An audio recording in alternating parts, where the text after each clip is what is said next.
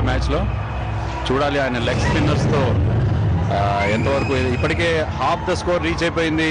Venky warriors 6 ఓవర్లే పూర్తయ్యేసరికి 31 పరుగులు చేసింది. Fielding restrictions కూడా పూర్తయ్యాయి. ఫీల్డింగ్ రెస్ట్రిక్షన్స్ పూర్తయిన తర్వాత తన స్పిన్నర్స్ వేయాలని చెప్పి బాలయ్య బహుశా లాస్ట్ ఓవర్ వేయకుండా ఈ ఓవర్లో బౌలింగ్కి వస్తున్నారు. ఇప్పుడు ఫీల్డ్ స్ప్రెడ్ అవుట్ అవుతుంది కాబట్టి బౌండరీలు రావడం కూడా కష్టం అవుతుంది. అయితే ఇప్పటికే 31 పరుగులు చేసి హాఫ్ ద టార్గెట్ రీచ్ అయింది. సో బాలకృష్ణ టీం కెప్టెన్ జట్టును గెలిపించే బాధ్యతలు తను స్వయంగా తీసుకోవడం జరిగింది. ఇప్పుడు ఆయన బౌలింగ్లో ఏమైనా బ్రేక్ త్రూ అందిస్తారేమో చూడాలి. 31 పరుగులు ఉంది ప్రస్తుతం స్కోరు, 3 వికెట్ల నష్టానికి. కార్తిక్ అండ్ ఆదర్శ్ బ్యాటింగ్లో ఉన్నారు. తరుణ్ వికెట్ పోయిన తర్వాత కొద్దిగా స్కోరింగ్ రేట్ మందగించినప్పటికీ మెల్లమెల్లగా వెంకీ వారియర్స్ రికవర్ అవుతున్నారు. ముందుగా టాస్ గెలిచి వెంకీ వారియర్స్ ఈరోజు ఫీల్డింగ్ ఎంచుకున్నారు. మొదట బ్యాటింగ్ చేసిన బాలయ్య లయన్స్ కేవలం 59 పరుగులకే వాళ్ళ ఇన్నింగ్స్లో ఆల్అవుట్ అవ్వడం జరిగింది. జూనియర్ వెంకటేష్ ఒక్కడే బాగా ఆడి 23 పరుగులు చేసి నాట్అవుట్గా నిలిచాడు, టాప్ స్కోరర్. మిగతా వాళ్ళు ఎవరు కూడా చెప్పుకోదగ్గ స్కోర్ చేయలేదు. కొంతవరకు శశాంక్ అతనికి తోడ్పాటును అందించాడు. ఒక పార్ట్నర్షిప్ చూసాం మనం శశాంక్ అండ్ జూనియర్ వెంకటేష్ మధ్య. బాలకృష్ణ లాంగ్ రన్అప్ తీసుకుని బౌలింగ్కి సిద్ధమవుతున్నారు. బంతిని స్క్వేర్ లెగ్ దిశగా ఆడి ఒక సింగిల్ సాధించాడు బ్యాట్స్మెన్ ఆదర్శ్. దాంతో స్కోర్ 32 పరుగులు చేరుకుంది. వికెట్ కీపర్గా డాక్టర్ రాజశేఖర్ బాధ్యతలు నిర్వహిస్తున్నారు. జూనియర్ ఎన్టీఆర్ ఇంతవరకు 3 వికెట్లు పడితే ఆ 3 వికెట్లో 2 క్యాచ్లు కూడా పట్టుకుని ఫీల్డర్గా కూడా తన సత్తా చాటడం ఇప్పటివరకు ఉన్న మనం చెప్పుకోదగ్గ ప్రధానమైన విశేషం అని చెప్పాలి. సరే ఫుల్ టాస్ కానీ బ్యాట్స్మెన్ దాన్ని పెద్దగా ఉపయోగించుకోలేకపోయాడు. హై ఫుల్ టాస్, దాన్ని ఒక సింగిల్ మాత్రమే లభించింది. సో బాలకృష్ణ వేసిన మొదటి 2 బంతులకి 2 సింగిల్స్ లభించాయి. మార్నింగ్ అతను చాలా చక్కటి ప్రాక్టీస్ చేసి కూడా ఈ మ్యాచ్లోకి దిగడం అనేది మనం టీవీ స్క్రీన్ మీద చూడొచ్చు. బాలకృష్ణ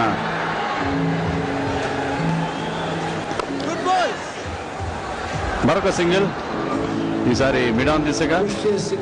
సో 3 బంతుల్లో 3 సింగిల్స్ లభించాయి. ఎలాంటి తొందరపాటు అవసరం లేదు వెంకీ వారియర్స్కి. ఓవర్కి 3 పరుగులు చెప్పుని చేస్తే చాలు. 20 ఓవర్లో వారి టార్గెట్ 60 పరుగులు మాత్రమే. ఇప్పటికీ 6.3 ఓవర్లను 34 పరుగులు వచ్చాయి. దాంతో ఏంటంటే ఆస్కింగ్ రేట్ కేవలం 2 పరుగులకి చేరుకుంది ఓవర్కి.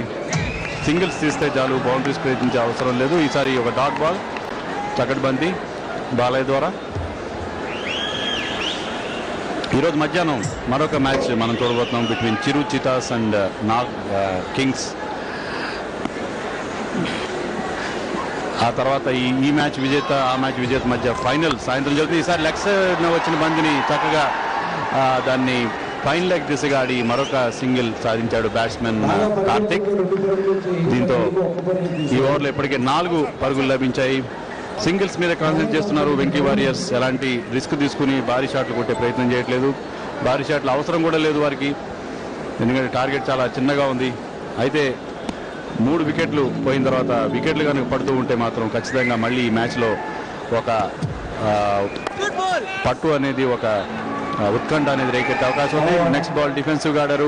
4 పరుగులు ఇచ్చాడు బాలయ్య తన ఓవర్లో. ఓవర్ పూర్తయింది. 35 పరుగులు 3 వికెట్ల నష్టానికి. 35 పరుగులు చేసింది వెంకీ వారియర్స్ జట్టు.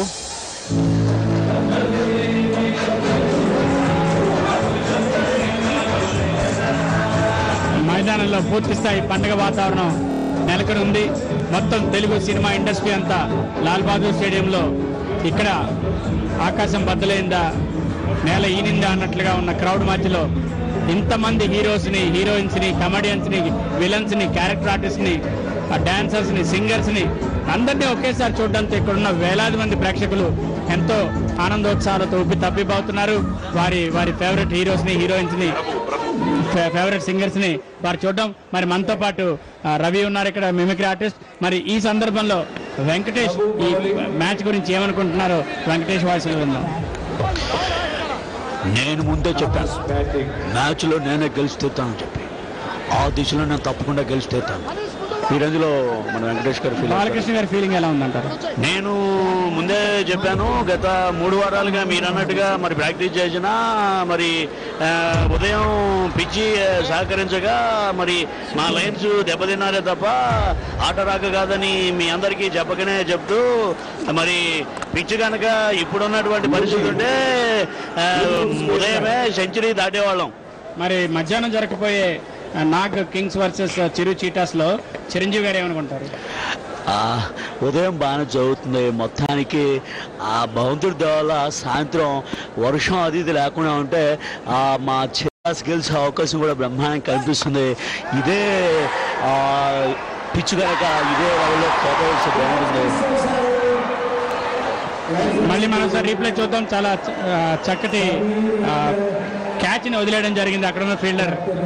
ఈ రీప్లేలో చూడండి, అది అవుట్ అయితే చాలా మంచి వికెట్ అయి ఉండేది, కానీ మంచి అవకాశాన్ని చేజార్చుకుంది బాలయ్య లయన్స్ అని మనం చెప్పుకోవచ్చు.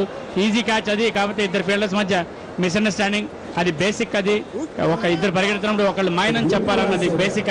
అది మర్చిపోయిన ఇద్దరు ఫీల్డర్స్ కూడా ఒకరినొకరు గుద్దుకుని క్యాచ్ వదిలేయడం జరిగింది. మరి చిరంజీవి గారు అంత ఛాలెంజ్ చేసినప్పుడు నాగార్జున ఏమంటారు? East side Marredpally, west side Kukatpally, north side Kompally, south side Upparpally, all sides of the Hyderabad బౌండరీసే కాదు, ఆంధ్రప్రదేశ్ కాదు, ప్రపంచం మొత్తం గేమ్ను చూస్తున్నారు. ఈ గేమ్లో మేము ఎలా ఆడుతున్నాం అనేది వాళ్ళే డిసైడ్ చేస్తారు. మేము కూడా ఇన్నే రేంజ్లో ముందుకెళ్తాం. అంపైర్ దాన్ని వైడ్ బాల్గా ప్రకటించారు. చాలా చక్కటి బౌలింగ్ చేస్తున్నప్పటికీ బాలకృష్ణ ఫీల్డర్స్ చేస్తున్న తప్పిదాల వల్ల వికెట్లు తీసే అవకాశం కోల్పోయారు బాలకృష్ణ. ప్రస్తుతం స్కోరు 38 పరుగులకు చేరుకుంది. 3 వికెట్ల నష్టానికి 8వ ఓవర్ కొనసాగుతోంది.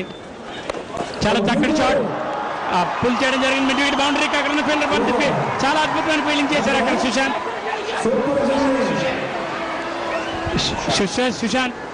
చాలా చక్కటి ఫీల్డ్ చేశారు. ఇప్పుడు ఫుట్బాల్ వరల్డ్ కప్ జరుగుతుంది శ్రీనివాస్, బహుశా ఆ ఇన్స్పిరేషన్తో బంతిని కాలుతో చక్కగా ఆపాడు. ఎలాగ ఆపామన్నది కాదన్నయ్య క్వశ్చన్, ఆపామా లేదా అన్నది. ఎస్ సో ఫుట్బాల్ క్రికెట్ మొత్తం బంతి అయితే ఆగింది, బౌండరీ అయితే మిస్ అయింది. 2 పరుగులు తప్పకుండా సేవ్ చేశాడు తన జట్టుకి సుశాంత్. చాలా చక్కటి షాట్ అది, cover drive, extra cover region లో బంతిని ఫీల్ చేయడంతో పరుగులు చేసే అవకాశం బ్యాట్స్మెన్ కి కేవలం 1 పరుగుతో సంతృప్తి చెందాల్సి వచ్చింది. జట్టు స్కోర్ 41 పరుగులు చేరుకుంది. 3 వికెట్ల నష్టానికి 7.5 ఓవర్ల తర్వాత 8వ ఓవర్ కొనసాగుతోంది. దాదాపు 5 పరుగులు సరాసరితో వారి బ్యాటింగ్ కొనసాగుతోంది. ఇంకా కేవలం 19 పరుగులు సాధిస్తే 12 ఓవర్లలో 1.5 పరుగులు సరాసరితో వారి పోటీలో విజయం సాధించే అవకాశం ఉంది. బంతి మరొకసారి మిడ్ వికెట్ రీజియన్ మీద వెళ్ళింది. 1 పరుగు సులువుగా పూర్తి చేశారు బ్యాట్స్మెన్. దీంతో ఓవర్ ముగిసింది. 42 పరుగులకి 3 వికెట్ల నష్టం 8 ఓవర్ల తర్వాత.